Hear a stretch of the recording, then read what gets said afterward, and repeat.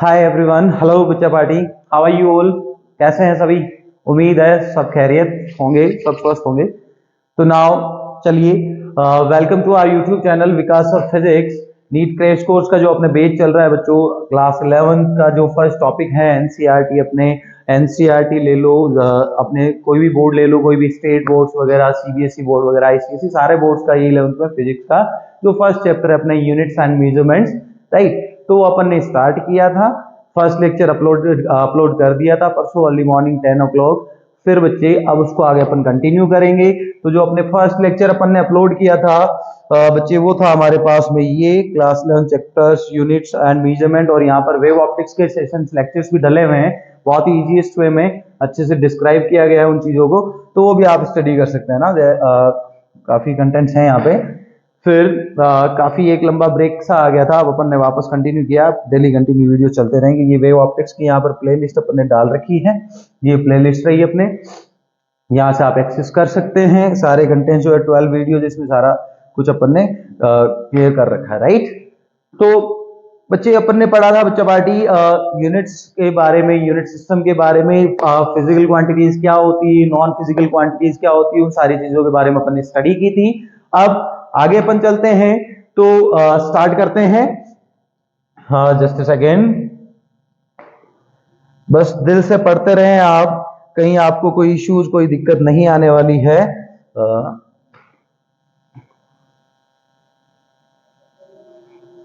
अब अपन पढ़ेंगे आज अपने जो टॉपिक है बच्चे, वो है यूनिट सिस्टम। अपन ने देखा था। नाउ यूनिट, यूनिट क्या होती है बच्चे?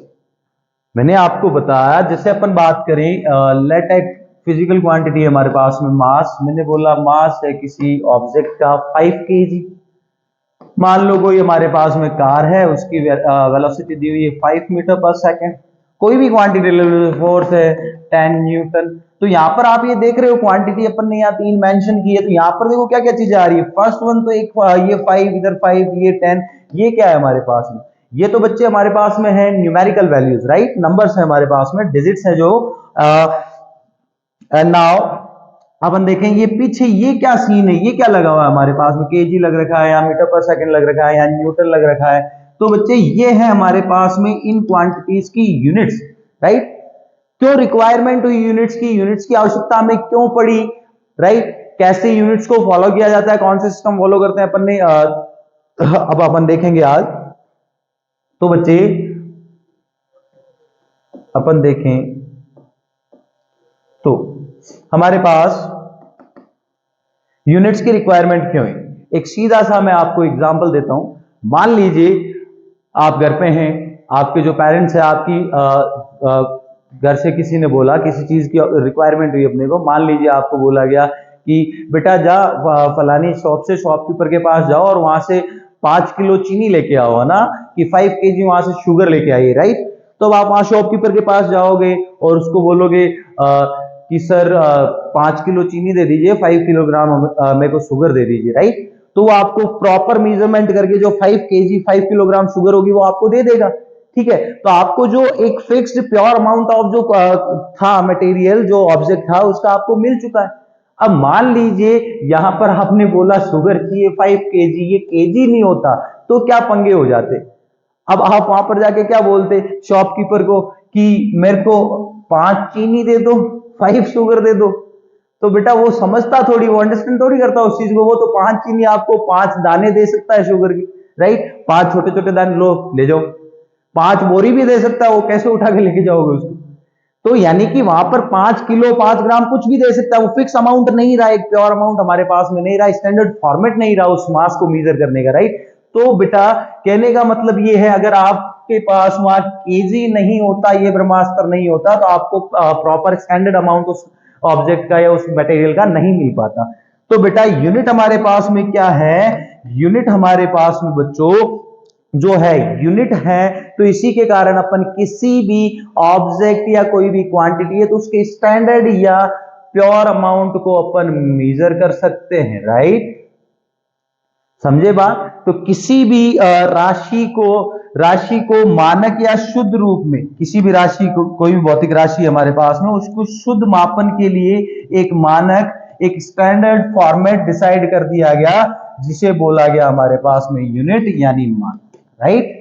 रिक्वायरमेंट क्यों हुई इसकी रिक्वायरमेंट इसलिए हुई कि हमें कोई भी फिजिकल क्वांटिटी है उसका एग्जैक्ट हमें अमाउंट चाहिए स्टैंडर्ड फॉर्मेट में, तो उसके लिए हमें यूनिट की रिक्वायरमेंट हो। क्लियर। नाउ बच्चे यूनिट सिस्टम आपने देखे ही थे, तो यूनिट सिस्टम के अंदर हमारे पास में सीजीएस, एफपीएस और एमकेएस, ये यूनिट सिस्टम हमारे पास में थे।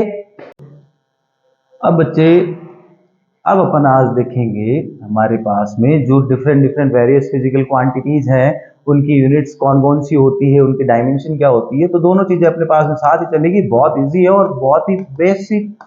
और अपन बात करें तो वेरी इंपॉर्टेंट, बहुत ज्यादा इंपॉर्टेंट टॉपिक है। जब तक आप फिजिक्स के साथ जुड़े हो हर एक जगह आपको यूनिट और डायमेंशन की रिक्वायरमेंट्स होगी। अगर अभी अपने ये चीज वीक रह गई तो कभी आप नहीं सीख पाओगे, राइट। तो इधर आइए बच्चों, अब अपन बात करें तो डायमेंशन क्या होती है हमारे पास में। डायमेंशन बोले तो हिंदी के अंदर अपन बात करें तो वीमा या विमीय समीकरण। तो बच्चे अपन बात करें हमारे पास, मान लो let Q is a physical quantity, हमारे पास में क्यू एक भौतिक राशि है, राइट। तो बच्चे इस क्यू की जो डायमेंशन होगी वो क्या होगी, तो मैंने लिखा क्यू इज इक्वल। अगर बच्चे अपन इस क्यू फिजिकल क्वांटिटी को, जो हमारे पास में बेस यूनिट्स हैं, बेस यूनिट्स कितनी है, टोटल नंबर ऑफ 7 है बेस यूनिट्स हमारे पास में, या बेस फिजिकल क्वांटिटी जो है। अगर if a physical quantity is written in the powers of its base units, then the equation we will get is known as dimensional equation और dimension, right। यानी कि अब अगर अपन किसी भी फिजिकल क्वांटिटी को उसकी बेस यूनिट्स की पावर्स की फॉर्म में रिप्रेजेंट करें, है ना, कि physical quantity will be written in the form of powers of its base units, तो हमें जो इक्वेशन मिलेगी वो हमारे पास में डायमेंशनल इक्वेशन होगी या डायमेंशन होगी, राइट। तो देखो बेस यूनिट्स हमारे पास में 7 है टोटल, तो मैंने यहां पर लिखा एम किसके लिए स्टैंड करता है, मास के लिए। यहां पर लिख दिया मैंने लेंथ का एल, यहां पर टी का टाइम लिख दिया।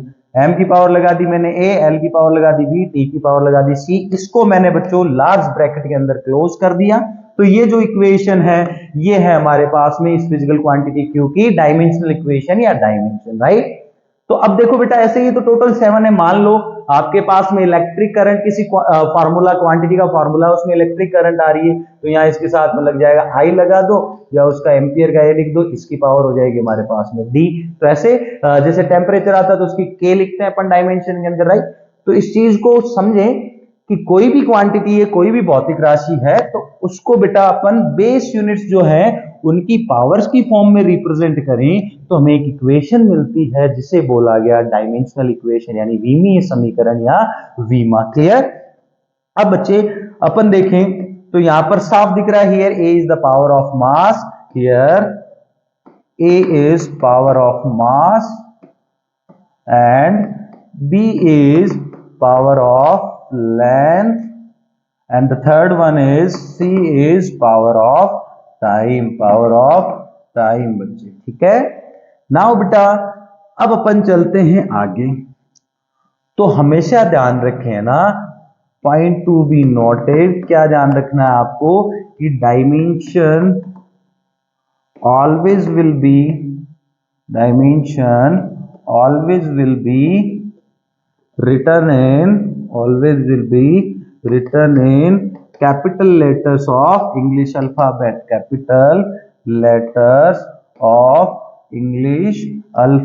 यानी कि बच्चे हमारे पास में जो डायमेंशन है, वीमाएं जो है किसी भी भौतिक राशि की, उसे इंग्लिश अल्फाबेट जो अंग्रेजी वर्णमाला है उसके कैपिटल लेटर्स में हमेशा लिखा जाएगा, राइट। नाउ सेकंड जो पॉइंट है जिसे हमें ध्यान रखना है, जैसे आपने यहाँ पर लिख दिया किसी में small M, small L, small T, तो ये फॉर्मेट रॉन्ग है बच्चों, इसको रॉन्ग माना जाएगा, कैपिटल लेटर्स ही आप यूज में लें। सेकंड वन इज डायमेंशन या dimensional equation always be closed in large bracket, यानी कि आपको डायमेंशन को हमेशा बच्चा अपने लार्ज ब्रैकेट के अंदर क्लोज करना है। ये दो चीजें आपको रिमेंबर याद रखनी है, राइट। आप स्क्रीनशॉट लेना चाहे तो आप ले सकते हैं साथ में। अब आगे चलते हैं बेटा, तो आगे अब अपन देखें कैसे डायमेंशंस वगैरह निकालते हैं। तो इधर देखिए, मान लीजिए हमारे पास में यहां पर मैंने लिखा नेम ऑफ फिजिकल क्वांटिटी, एक टेबल के थ्रू अपन समझते हैं, इजीली आपको समझ में आ जाएगा।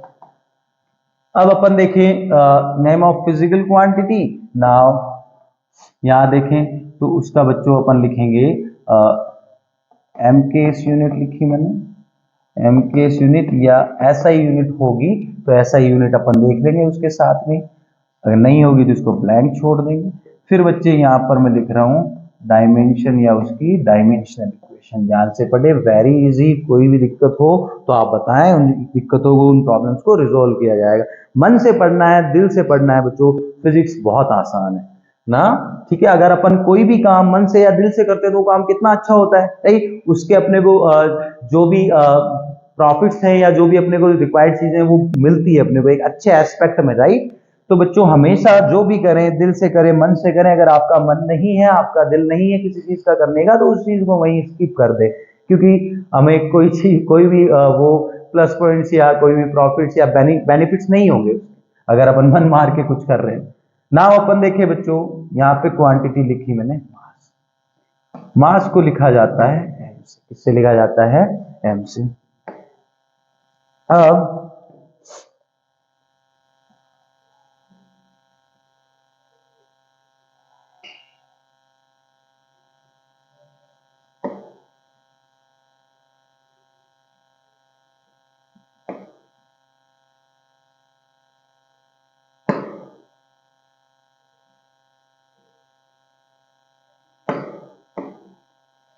ठीक है, अब बच्चों अपन देखें तो मास को लिखा मैंने एम से। मास की जो यूनिट होती है वो होती है केजी बच्चे, क्या होती है, केजी हमारे पास में मास की यूनिट होती है।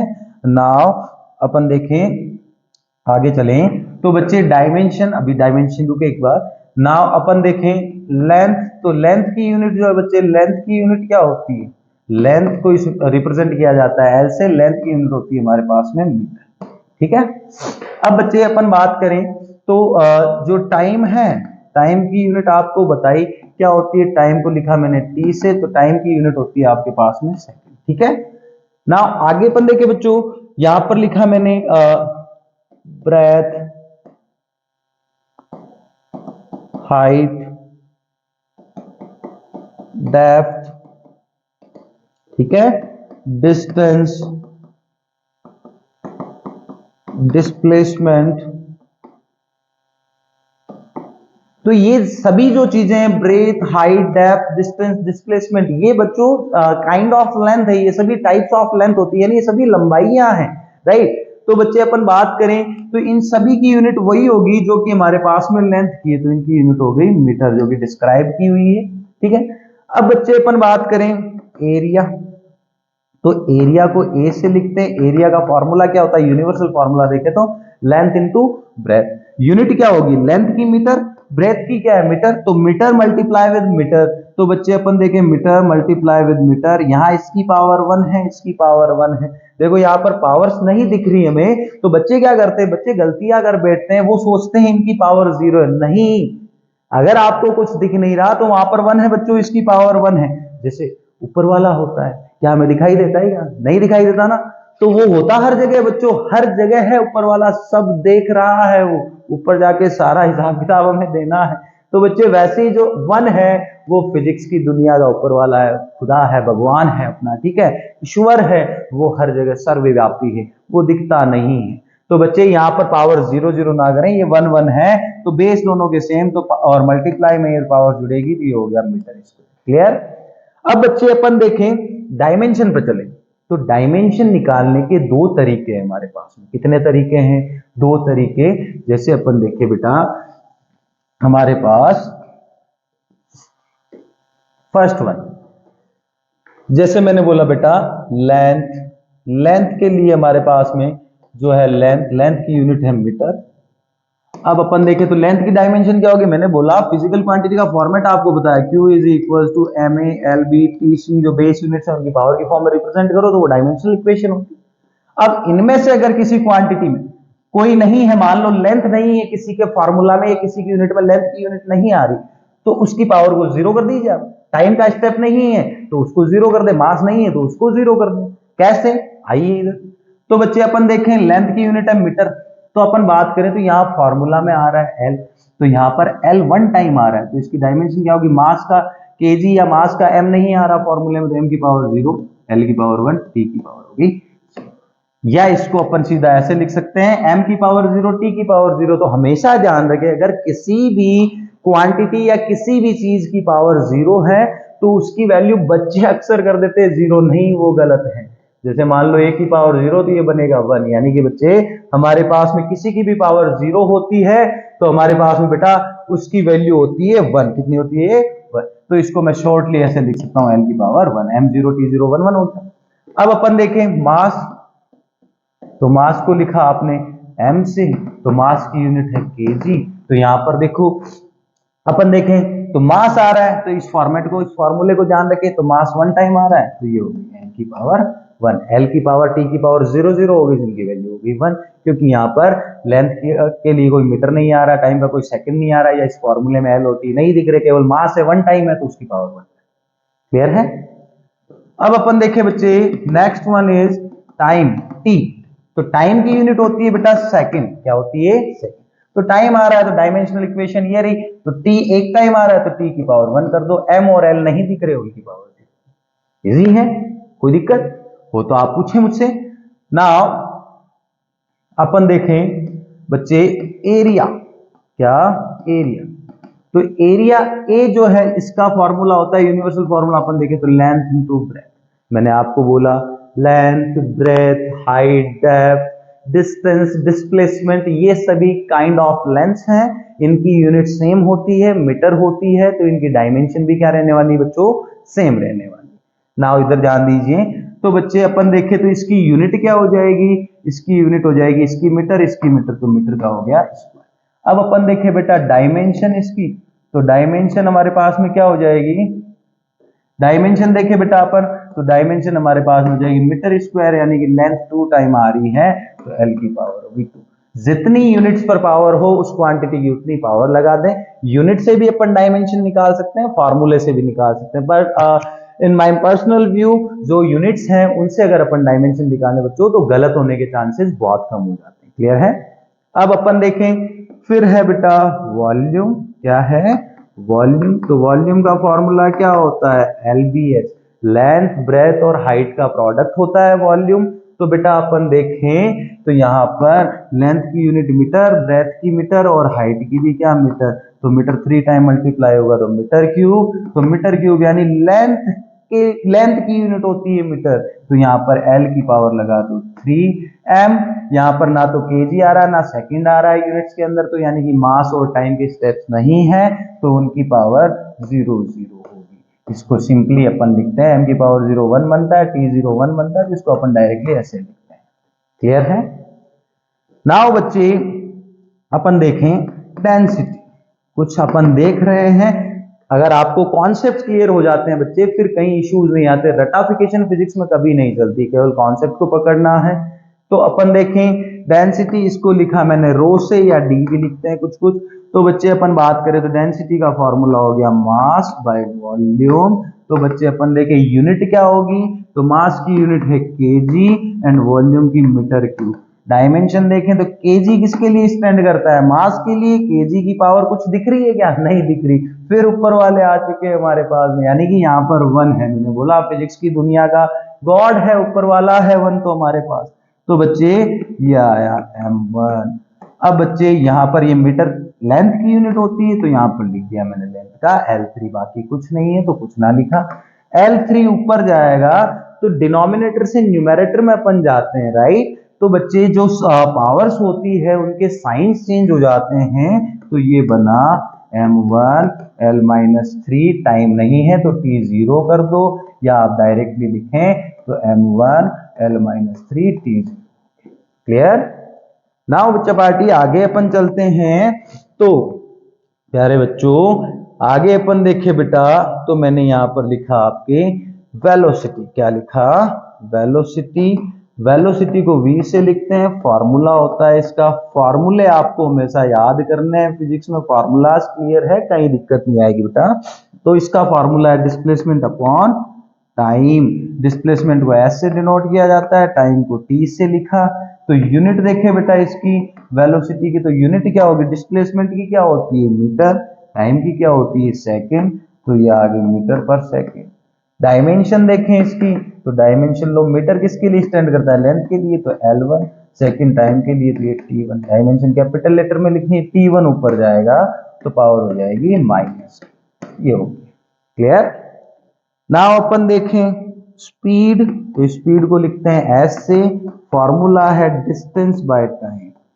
तो मैंने आपको बोला बेटा डिस्टेंस डिस्प्लेसमेंट सब हमारे पास टाइप ऑफ लेंथ है, यूनिट होती है मीटर, और सेकंड की होगी मीटर, टाइम की होगी सेकंड। तो अब अपन देखें डायमेंशन, तो डायमेंशन क्या होगी बेटा, मीटर लेंथ के लिए आया तो L1, और सेकंड टाइम के लिए T1, T1 ऊपर गया तो L1 T1। क्लियर, स्क्रीनशॉट ले ले आप, कैप्चर करना चाहे तो इन चीजों को, ताकि वापस फिर देखोगे तो वापस याद आ जाता है। नाउ आगे अपन चलते हैं बेटा नेक्स्ट। तो हमारे पास में अब है एक्सीलरेशन। अब फिजिकल क्वांटिटी आई एक्सीलरेशन। तो एक्सीलरेशन को लिखा जाता है, डिनोट किया जाता है स्मॉल a से। तो एक्सीलरेशन का फॉर्मूला होता है बेटा velocity by time, velocity by time यानी कि v बाय टी। तो बच्चा पार्टी अपन देखें वेलोसिटी की यूनिट है मीटर पर सेकेंड, ये फॉर्मूला में वेलोसिटी था तो इसकी यूनिट लिखी है मैंने अभी केवल। अब बीच में नीचे यहाँ पर ये हमारे डिवाइड का ऑपरेटर आ रहा है, तो ये लो अपॉन का निशान लगाया, टाइम, टाइम की यूनिट है सेकेंड। अब बच्चे अपन देखें तो ये सेकेंड और सेकेंड मल्टीप्लाई होंगे, तो मीटर सेकेंड का क्या बन गया स्क्वायर। डायमेंशन देखें इसकी, एक्सीलरेशन की डायमेंशन, तो मीटर किसकी यूनिट है हमारे पास में बच्चे, मीटर हमारे पास में होती है लेंथ की, तो लेंथ की यूनिट होती है, तो अपने यहाँ पर लिखा मैंने L1, और यहाँ ये टाइम का स्क्वायर हो गया T2, T2 ऊपर जाएगा तो ये बना L1 T1। ये एक्सीलरेशन की बात, इजी है ना। तो ध्यान से देखें बच्चों, समझे चीजों को, हमेशा बारीकली चीजों को नोटिस करें, राइट, तो आपको कहीं दिक्कत नहीं आने वाली ना। अपन देखें बेटा फोर्स, तो F is equal to mass और एक्सीलरेशन का प्रोडक्ट होता है force, sorry mass into acceleration का प्रोडक्ट होता है। अब इसकी यूनिट देखिए बेटा, तो इसकी mks यूनिट जो है फोर्स की, मास की क्या होती है kg, और एक्सीलरेशन की मीटर पर सेकंड स्क्वायर, ये लगाया अपन ने मीटर पर सेकंड स्क्वायर। अब अपन देखें बच्चा पार्टी, और इसकी जो SI यूनिट है ना फोर्स की, वो क्या है, वो है न्यूटन, यानी कि न्यूटन सर की याद में, in the memory of sir Isaac Newton, force की यूनिट रखी गई न्यूटन, कैपिटल N से लिखा। मैंने आपको बताया कि SI सिस्टम के अंदर जो यूनिट्स होती है वो साइंटिस्ट की मेमोरी में रखी जाती है, और उनको इंग्लिश अल्फाबेट के कैपिटल लेटर से आपको लिखना है, राइट। अब इसकी डायमेंशन देखें बच्चों, तो डायमेंशन देखें, देखो mks यूनिट से डायमेंशन आप बनाए एक बार, तो बच्चों केजी मास के लिए स्टैंड करता है, तो m की पावर 1 आ गई। स्मॉल m, बच्चे क्या करते हैं कंफ्यूज हो जाते हैं, वो सोचते हैं स्मॉल m मास का है तो यहाँ पर m2 कर देते, नहीं, ये स्मॉल m तो बेटा यूनिट किसकी है, लेंथ की है ना हमारे पास में, तो यहाँ यह आया L1, ब्रैकेट क्लोज किया, नीचे सेकंड स्क्वायर है, नीचे टाइम का स्क्वायर है, ऊपर जाएगा t-2 बनेगा, तो m1 L1 t-2, ये फोर्स की डायमेंशन। नाउ आगे अपन देखें तो तो W is equal to formula है फोर्स इनटू डिस्प्लेसमेंट। तो अपन देखें बच्चा पार्टी, तो फोर्स की यूनिट क्या है हमारे पास में, फोर्स की यूनिट होती है न्यूटन, और टाइम डिस्प्लेसमेंट की हो गई हमारे पास में मीटर, तो न्यूटन मीटर इसकी यूनिट हुई। या बच्चों इसकी यूनिट होती है, जो ऐसा यूनिट है वो होती है जूल, जूल की याद में हमारे इसकी में यूनिट रख दी गई जूल। डायमेंशन देखें तो देखो न्यूटन किसका यूनिट है हमारे पास, फोर्स का, तो फोर्स की डायमेंशन देखो m1 L1 t-, तो ये रही फोर्स। नाउ ये डिस्प्लेसमेंट है, तो इसकी यूनिट रख दो L1, तो ये क्या बना L1 और L1 मल्टीप्लाई हो रहे हैं, दोनों के बेस सेम है, तो आपको इनिशियल लेवल्स पे बताया गया है if two numbers are in multiply and their base will be same, तो जो उनकी पावर्स है then their powers will be added, तो उनकी पावर्स जो है उनका सम कर दीजिए, तो 1 और 1 2 हो गया, तो ये हुआ m1 L2 t-। क्लियर। अब बच्चे आगे अपन देखें तो एनर्जी, तो वर्क, एनर्जी क्या है? एनर्जी बच्चों वर्क करने की जो स्ट्रेंथ है वही एनर्जी है। तो एनर्जी और वर्क जो है इनकी यूनिट सेम होती है, जूल। अगर किन्हीं दो फिजिकल क्वांटिटीज की बेटा यूनिट सेम है तो उनकी डायमेंशन भी हमेशा सेम रहेगी। ध्यान रखें इस चीज को। इस पे क्वेश्चंस बनते हैं अपने 11th लेवल पे बोर्ड्स पे, या नीट जेईई में भी क्वेश्चन बन जाता है। कभी कभी क्वेश्चन दिया होता है कि बताइए जो ऑप्शंस दिए हैं उनमें से किस पैर की यूनिट या डायमेंशन सेम होगी। अभी अपन देखेंगे कैसा क्वेश्चन आता है, तो डोंट वरी। नाउ अपन देखें बच्चों तो इसकी भी क्या हो जाएगी dimension m1 m2 t minus. Clear है? नाउ अपन देखें बेटा फ्रीक्वेंसी, क्या देखें? Frequency f। तो फ्रीक्वेंसी को f से लिख दो, न्यू से या n से भी लिखा जाता है। तो फ्रीक्वेंसी का फॉर्मूला होता है 1 by time period, 1 by time period. तो यूनिट देखे 1, टाइम पीरियड यानी टाइम है नीचे तो 1 बाय सेकेंड, और ये सेकंड ऊपर जाएगा सेकंड इनवर्स, या बच्चों इसकी यूनिट अपन यूज करते हैं हर्ट्ज HZ से। क्लियर? डायमेंशन देखें सेकंड इनवर्स यानी t की पावर क्या हो जाएगी? क्लियर है? तो जितने नंबर ऑफ क्वांटिटीज के आप सॉल्व करोगे बच्चों इजीली याद हो जाएगा आपको और क्लियर हो जाएगा कि जितनी भी आपको 2-3 बार इसको देखोगे तो याद हो जाएगा। जो नए बच्चे हैं 11th जब अभी आए हैं हमारे पास में उनके लिए।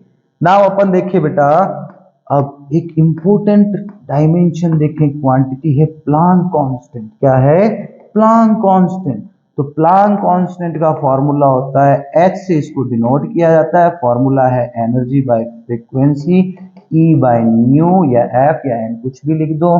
तो इसका अपन देखें बेटा तो एनर्जी का जो हमारे पास में यूनिट है वो है जूल, और फ्रीक्वेंसी की है हमारे पास में सेकंड इनवर्स। तो अपन देखें तो जूल सेकंड इनवर्स पर जाएगा तो सेकंड। प्लांक कांस्टेंट आपने देखा होगा जिसकी वैल्यू होती है 6.62 मल्टीप्लाई 10 की पावर -34। ये जूल सेकंड, ये जो यूनिट आती है ये ऐसे डिराइव इंपॉर्टेंट है, पूछा जाता है इसके बारे में, ध्यान देना। नाउ डायमेंशन देखे तो जूल, तो वर्क के लिए आया तो m1 l2 t-2 second time का, तो ये लो t की पावर 1। अब अपन देखे t-2 पावर है यहाँ 1 है तो प्लस माइनस माइनस बनता है। तो बच्चे ये लो m l2 -2 में से +1 गया और माइनस का 1, ये इसकी डायमेंशन। क्लियर? नाउ आगे चले बेटा तो हमारे पास में अब अपन देखिए बेटा तो हमारे पास में मैंने नेक्स्ट दिया इलेक्ट्रिक करंट। इस पे ध्यान दें, इलेक्ट्रिक करंट। अब इलेक्ट्रिक करंट हम जानते हैं एक बेस क्वांटिटी है, राइट? तो इलेक्ट्रिक करंट की जो फॉर्मूला है वो होता है चार्ज बाय टाइम। चार्ज को क्यू से लिखा जाता है चार्ज को, तो चार्ज बाय टाइम। तो चार्ज की यूनिट होती है बच्चों कूलम। क्या होती है? कूलम। ऐसा यूनिट कूलम है, और टाइम की होती है सेकेंड। और करंट की अपन बच्चों ऐसा ही यूनिट देखें, ऐसा ही यूनिट ऑफ करंट वो होती है एम्पियर। क्या होती है? एम्पियर। इस पे ध्यान दें, यहाँ गलती करते हैं बच्चे। अब बात है इसकी डायमेंशन की, तो डायमेंशन देखो ampere, ampere is a base unit, ये तो खुद एक बेस यूनिट है। तो इसकी डायमेंशन को अपन लिखेंगे a की पावर 1, m l और t इनकी पावर 0 होगी। यहां पर इन पर फोकस ना करें, इसकी डायमेंशन होती है a1 क्योंकि खुद ही एक बेस क्वांटिटी है, या कहीं कहीं आपको ऐसा देखने को भी मिल सकता है। दोनों ही हमारे पास में करेक्ट। नाउ नेक्स्ट अपन देखिए बच्चे, नेक्स्ट इलेक्ट्रिक चार्ज का देखते हैं। तो इलेक्ट्रिक चार्ज, क्योंकि ये बहुत बेसिक टॉपिक है, हर एक टॉपिक्स के अंदर फिजिक्स में जितने टॉपिक पढ़ोगे वहां पे आपको यूनिट और डायमेंशन उन क्वांटिटीज की निकालनी होती है, बतानी होती है, राइट? अब अपन देखिए बच्चों इलेक्ट्रिक चार्ज, तो इलेक्ट्रिक चार्ज क्यू का फॉर्मूला क्या होगा? टाइम टू इधर मल्टीप्लाई करा दो, क्रॉस मल्टीप्लाई तो आई मल्टीप्लाई टी। करंट की यूनिट है एम्पियर, टाइम की सेकेंड। डायमेंशन देखिए बच्चों तो एम्पियर ये करंट का है तो a1, सेकेंड यानी टाइम तो a1 t1 इसकी डायमेंशन। नाउ आगे देखें अपन तो इलेक्ट्रिक फील्ड। इलेक्ट्रिक फील्ड क्या होता है? E is equal to force by charge, force by charge. इसकी यूनिट देखें तो फोर्स की न्यूटन, चार्ज की कूलम, तो न्यूटन पर कूलम। डायमेंशन देखें तो न्यूटन यानी फोर्स, फोर्स की अपन ने निकाली थी m1 l1 t-2, चार्ज की a1 t1। ये ऊपर जाएगा तो माइनस में पावर बन जाएगी, तो m1l1t-2 और मल्टीप्लाई हुआ a-1t-, तो t-1 और -2 यानी जुड़ जाएंगे ये, तो m1l1t-3 ये इसके हमारे पास डायमेंशनल इक्वेशन, राइट। अब बच्चे अपन देखें हमारे पास में एक होता है कूलम कांस्टेंट, थोड़ा बारी वाला देखते हैं। तो कूलम कांस्टेंट, तो कूलम कांस्टेंट अपन देखें तो K से इसको लिखा है। इलेक्ट्रिक फोर्स जो होता है सर हमारे पास में कूलम ने एक लॉ दिया था, कूलम ने क्या बताया था, इफ टू चार्जेस, मान लो दो चार्ज हैं Q1, ये पहला चार्ज, ये Q2, 12th में पढ़ते हैं अपन इलेक्ट्रोस्टैटिक्स में, फर्स्ट जो चैप्टर होता है electric charge and electric field उसमें आता है। ये दो चार्ज, इनके बीच में ये डिस्टेंस है r, बच्चों दो चार्जेस हैं उनको r डिस्टेंस से सेपरेट किया गया, तो ये दोनों चार्ज एक दूसरे पर इलेक्ट्रिक फोर्स लगाते हैं, उस इलेक्ट्रिक फोर्स की वैल्यू होती है kQ1Q2/r², राइट। ये इलेक्ट्रिक फोर्स रिपल्सिव फोर्स भी हो सकता है और अट्रैक्टिव फोर्स भी हो सकता है, वो डिपेंड करता है नेचर ऑफ चार्ज। जब टॉपिक आएगा अपन देखेंगे इसको डीपली। नाउ अब हमें चाहिए कूलम कांस्टेंट K, तो K का फॉर्मूला क्या होगा, r² इधर चला जाएगा, Q1 Q2 इधर नीचे आ जाएगा, क्रॉस मल्टीप्लाई, तो यह आया F.r², और ये Q1 यूनिट देखें तो F की न्यूटन, r² डिस्टेंस है तो इसकी हो गई मीटर स्क्वायर, चार्ज है नीचे Q1 और Q2 तो कूलम और कूलम का स्क्वायर हो गया। डायमेंशन देखें तो ये लो m1l1t-2 मीटर स्क्वायर का हो गया L2, कूलम स्क्वायर हमारे पास में चार्ज का है तो ये हो गया A2, T2 स्क्वायर है तो A1 T1 का भी स्क्वायर कर दिया, पावर मल्टीप्लाई, ये ऊपर जाएगा तो ये बना m1l1t-2 L1 और L2 L3 हो गए हमारे पास में, तो बच्चे ये लो L3 हो गए तो यहाँ पर लिख दो L3t-2, ये पड़ा, ये ऊपर गया तो a की पावर -2 t की पावर -2, तो ये आया हमारे पास में m1l3 t की पावर -4 a की पावर -2, ये इसकी डायरेक्शन। क्लियर। तो बेटा ऐसे बहुत सारी फिजिकल क्वांटिटीज, अब अपन सबका देख नहीं सकते, ये जो कॉन्सेप्ट थे वो मैंने आपको बता दिए, इनमें दिक्कत हो इश्यूज हो तो आप मुझे बताएं, राइट। अब आगे अपन देखें बेटा, तो डायमेंशन जो है, डायमेंशन इनके कुछ यूजेस हैं या एप्लीकेशंस हैं, तो मैंने लिखा यहाँ पर टॉपिक की, अब जैसे क्वेश्चन, पहले सॉरी अपन क्वेश्चन देखते हैं, देखो क्वेश्चन कैसे आए, तो मैंने कहा क्वेश्चन कैसा पूछता है, तो बच्चों क्वेश्चन आपको पूछेगा find the pair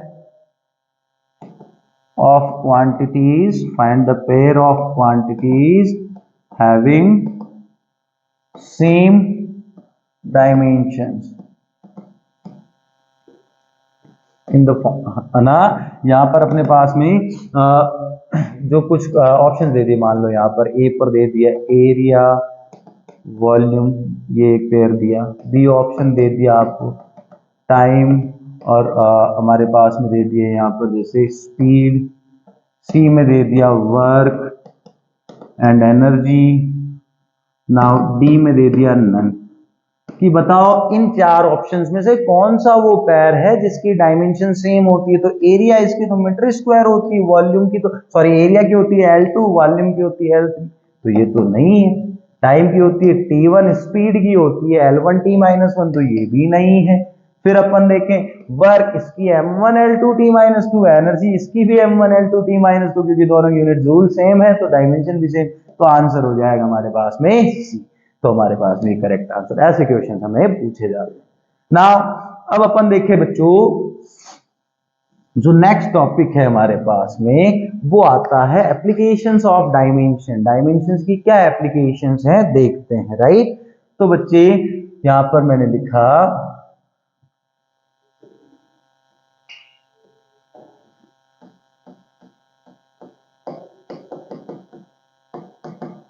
applications of dimension या डायमेंशनल इक्वेशन, इसकी एप्लीकेशंस अपन देखते हैं बच्चे, तो ध्यान दीजिएगा। तो हमारे पास में अपन देखे बेटा, तो फर्स्ट एप्लीकेशन जो है फर्स्ट वन, तो इसमें फर्स्ट एप्लीकेशन अपन देखें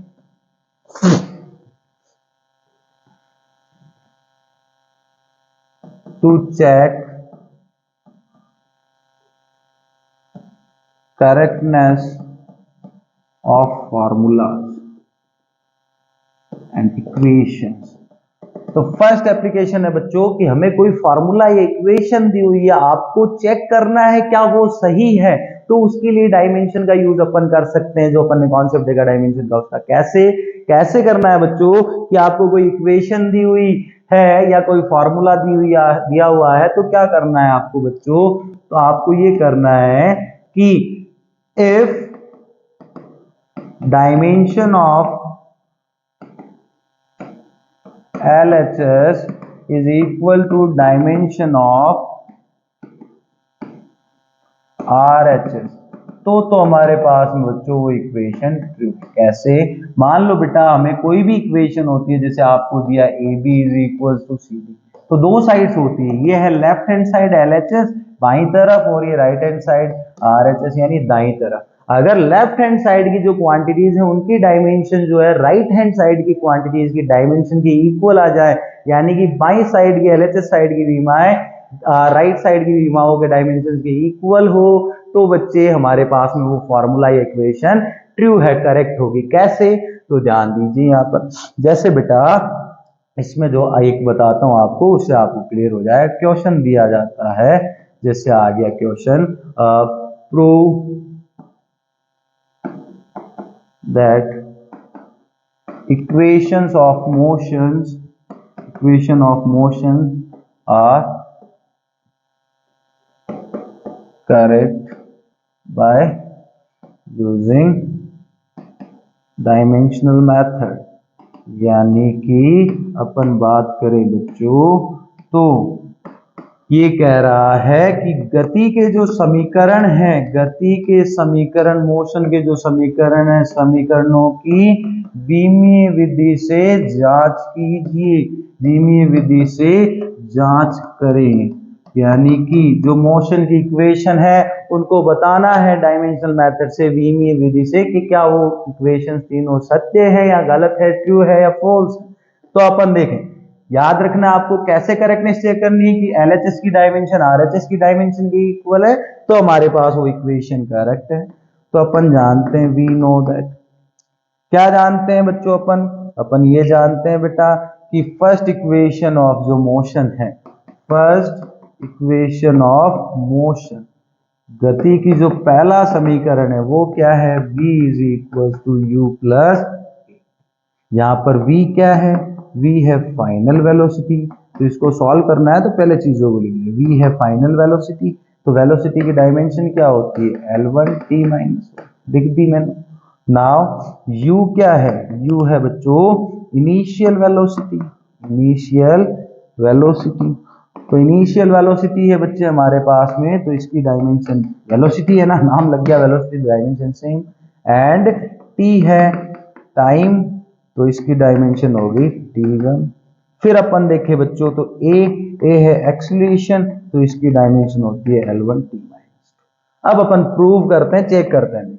क्या करना है आपको, LHS की डायमेंशन अगर RHS की डायमेंशन के इक्वल आती है तो हमारे पास में करेक्ट है, अदरवाइज वो फॉल्स होगा। कैसे? तो देखो बाय इक्वेशन, फर्स्ट इक्वेशन जो है उनमें डायमेंशंस पुट कर दीजिए। तो यहां पर रखा मैंने L1 t minus 1 is equal to L1 t minus 1, u की जगह इनिशियल वेलोसिटी की डायमेंशन रख दी मैंने, v की जगह फाइनल वेलोसिटी की रखी, a एक्सीलरेशन है, इसकी डायमेंशन L1 t माइनस 2 है, तो ये लो L1 t माइनस 2। और आगे बच्चे हमारे पास में टाइम, तो टाइम का आ गया t1, तो ये लो t1। अब अपन देखें सॉल्व करो तो L1 t minus 1 is equal to L1 t minus 1 plus L1 t minus 2 और t1। तो ये नंबर्स है, नंबर्स आर इन प्रोडक्ट और मल्टीप्लीकेशन और इनके बेस सेम है, तो पावर जुड़ जाएगी। तो -2 + 1 करते हैं तो ये आया -2। L1 t minus 1, L1 t minus 1 मैं बोलूं बच्चों यहाँ पर भी 2, यहाँ पर भी, तो 2 और 2 कितने हो गए, 4, दोनों सेम डिजिट्स हैं, तो यहाँ पर भी तो ये सेम ही है। या इसमें से L1 t माइनस 1 कॉमन ले लो, आपको थोड़ा समझने में दिक्कत रहे, तो L1 t माइनस 1 कॉमन लो, तो यहाँ पर बचा 1, यहाँ पर बचा 1 1 1 और हो गए 2, तो L1t-1 is equal to 2L1t-1। अब देखो क्या बेटा LHS की डायमेंशन RHS की डायमेंशन के इक्वल है। यस, L1t-1 LHS में आ रहा है और ये RHS में आ रहा है, पर यहाँ पर बच्चे सोचते हैं ये क्या पंगा है, यहाँ तो ट्वाइस आ रहा है। तो बेटा जब भी आप डायमेंशनल मेथड का यूज करो तो अपन करेक्टनेस प्रूव कर रहे हैं, तो अगर किसी डायमेंशन के साथ कोई भी चीज, कोई भी डिजिट या प्योर कांस्टेंट जो है हमारे बेटा प्योर नंबर या प्योर कांस्टेंट मल्टीप्लिकेशन डिवीजन वगैरह में हो तो उनसे कोई इफेक्ट नहीं पड़ता है, तो ये दोनों साइड की डायमेंशन सेम है, तो हमारे पास में ये हो गया यानी dimension of LHS is equal to dimension of. चलो अब सेकंड इक्वेशन को प्रूव करते हैं। तो वी नो दैट बच्चे क्या जानते हो आप जानते हो second equation of motion. Second equation of motion ये क्या है बेटा, अपन देखें तो सेकंड इक्वेशन ऑफ मोशन आपके पास में है, हमारे पास में s is equal to ut plus half at square. अब अपन देखें बेटा तो s एक नई चीज आई है यहाँ पर, s है डिस्प्लेसमेंट, तो डिस्प्लेसमेंट है तो डिस्प्लेसमेंट की डायमेंशन है L1। क्लियर। नाउ बाकी वही सेम है, u की डायमेंशन इनिशियल वेलोसिटी है तो L1t-1, v की डायमेंशन फाइनल वेलोसिटी, तो ये वेलोसिटी है तो ये लो L1t-1, a एक्सेलेरेशन है तो इसकी डायमेंशन L1t-2, t टाइम है तो ये t1। ठीक है, अब यहाँ पर पुट कर दो इक्वेशन में, तो बाय इक्वेशन से पुट करते हैं बेटा, तो s की रखी L1 is equal to u की L1t-1 और ये टाइम है तो टाइम का आ गया t1 प्लस हाफ पड़ा है रहने दो, a एक्सीलेशन प्योर नंबर है, तो प्योर नंबर्स की कोई डायमेंशन नहीं होती तो रख दो इसको, एक्सीलेशन का हो गया L1t-2 और t स्क्वायर यानी टाइम का स्क्वायर। अब इसको थोड़ा सोल्व करो तो L1 is equal to t1 और t-1 पावर जुड़ेगी तो 1 - 1 हो गया 0, तो ये L1 t0 plus half L1t-2 और t2 ये हो गया 0, वापस पावर्स इनकी तो t0। तो बच्चे L1 मैंने कहा किसी की भी पावर 0 हो तो वैल्यू होती है 1, राइट, उसे हम लिखे ना लिखे 1 को कोई इश्यू नहीं। तो ये लो L1 प्लस हाफ, यहाँ पर t0 1 हो गया तो ये L1। अब अपन देखें बच्चों तो L1 is equal to L1 common आ रहा है, तो अपन बात करें बच्चों तो ये हाफ बचा, यहाँ 1 बचा, तो हाफ और 1 3/2 हो गए, तो बच्चे ये आया LHS में L1 और यहाँ है 3/2। मैंने कहा इसको फोकस नहीं करना, प्योर नंबर से तो मल्टीप्लाई वगैरह डिवीजन में कुछ भी लगे, तो हमें केवल डायमेंशन देखनी है। तो L1 LHS में, RHS में L1, तो अपन बात करें dimension of LHS is equal to dimension of RHS। तो ये हमारे पास में इक्वेशन। लास्ट इक्वेशन देखते हैं, उसकी करेक्टनेस को चेक करते हैं।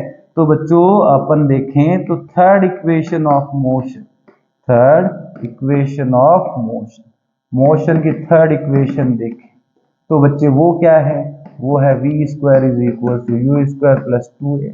इनकी रख दो वैल्यू, डायमेंशन वेलोसिटी की डायमेंशन क्या है L1t-, ये स्क्वायर है तो स्क्वायर कर दो। नाउ u की क्या है L1t-1, स्क्वायर है स्क्वायर करो, प्लस 2a एक्सीलरेशन की क्या है L1t-2, फिर ये s तो ये आ गया है। यहाँ पर देखें तो पावर्स पे पावर, पावर पे पावर होती है तो पावर मल्टीप्लाई होती है बच्चे, तो ये आया L2t-2, -1 2 से मल्टीप्लाई होगा -2 आएगा। नाउ इधर भी सेम ही चीज, तो L2t-2 प्लस 2 L1 और L1 हो गए L2 तो t-2।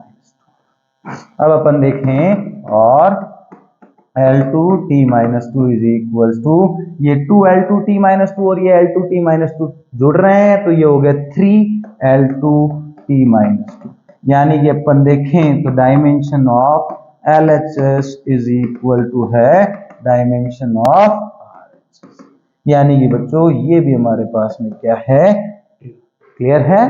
तो बच्चों ये अपन ने मोशन की इक्वेशन की जो करेक्टनेस थी उनको अपन ने प्रूव करा, स्क्रीनशॉट आप ले लीजिए, ये अपने पास में आप स्क्रीनशॉट ले लें ताकि आपको समझने में आसानी रहे। ये क्वेश्चन यहाँ पे एप्लीकेशन ऑफ डायमेंशन रही, इसका स्क्रीनशॉट आप कैप्चर कर लें। फिर अपन ने पहले पढ़ा कि डायमेंशंस क्या होती है, कैसे अपन उनको यूज करते हैं, कैसे निकाला जाता है। अब अपन देखें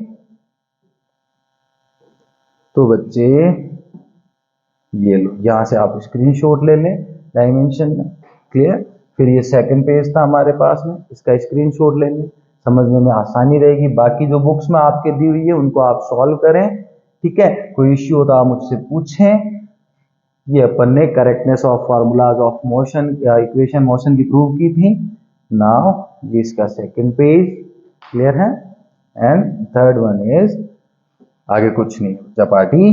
तो आज की क्लास में इतना ही। थैंक यू बच्चों, खुश रहें, स्वस्थ रहें, वही करें जिससे आपको, आपके दिल को, आपके मन को खुशी मिलती है, और कभी भी कोई भी स्ट्रेस ना लाएं। थैंक यू सो मच, फिर मुलाकात होगी जल्दी।